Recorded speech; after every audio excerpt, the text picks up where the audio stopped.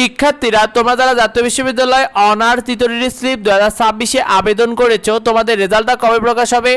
এটাই তোমাদের সর্বশেষ রিলিজ স্লিপ। এরপরে কিন্তু আর কোনো জাতীয় বিশ্ববিদ্যালয়ে ভর্তি সুযোগ তোমরা এবছর পাবে না শিক্ষার্থী।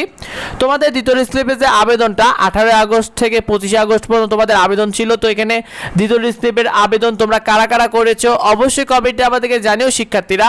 রেজাল্টের পূর্বে করণীয় কি?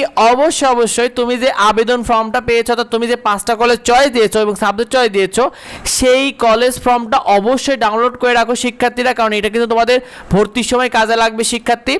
তো এক্ষেত্রে তোমাদের প্রথম রিলিজ স্লিপ নিয়ে কথা বলি। দেখো, প্রথম রিলিজ স্লিপের আবেদন প্রক্রিয়া শেষ হয়েছিল কিন্তু 15 জুলাই, আর রেজাল্টটা প্রকাশ করেছিল কিন্তু 22 জুলাই। অর্থাৎ প্রথম রিলিজ স্লিপের রেজাল্টটা প্রকাশ করা হয়েছিল এই আবেদন শেষ হওয়ার 7 দিন পরে, অর্থাৎ 15 জুলাই আবেদন প্রক্রিয়াগুলো শেষ হয়, আর 22 জুলাই কিন্তু রেজাল্টটা প্রকাশ করে দেয় আবেদন শেষ হওয়ার 7 দিন পরে।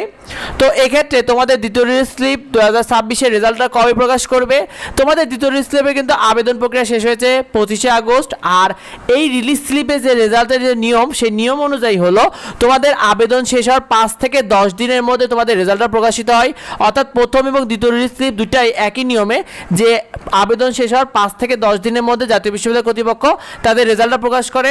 তো তোমাদের আবেদন 25 আগস্ট শেষ হচ্ছে, সেক্ষেত্রে তোমাদের দ্বিতীয় রিলিজ স্লিপ প্রকাশ হবে 30 থেকে 31 আগস্ট। এটাই সর্বোচ্চ সম্ভাবনা রয়েছে। 30 থেকে 31 আগস্টের মধ্যে তোমাদের রেজাল্টটা পেয়ে যাবে। আর যদি দেরি হয়ে যায় সেক্ষেত্রে সেপ্টেম্বরের প্রথম সপ্তাহের মধ্যে তোমাদের রেজাল্টটা হাতে পেয়ে যাবে ইনশাআল্লাহ শিক্ষার্থীরা। তো এই বিষয়টা তো বন্ধুরা অনেকে জানে না, তাই অনেকেই জানতে চেয়েছে, তাই বেশি ভিডিওটা বন্ধুদের মধ্যে শেয়ার করে দাও যাতে অন্যরা এই বিষয়টি জানতে পারে। পরবর্তী আপডেটগুলো সবার আগে পেতে অবশ্যই আমাদের সাথে যুক্ত হয়ে যাও। দেখা হবে পরবর্তী ভিডিওতে। ধন্যবাদ সবাইকে।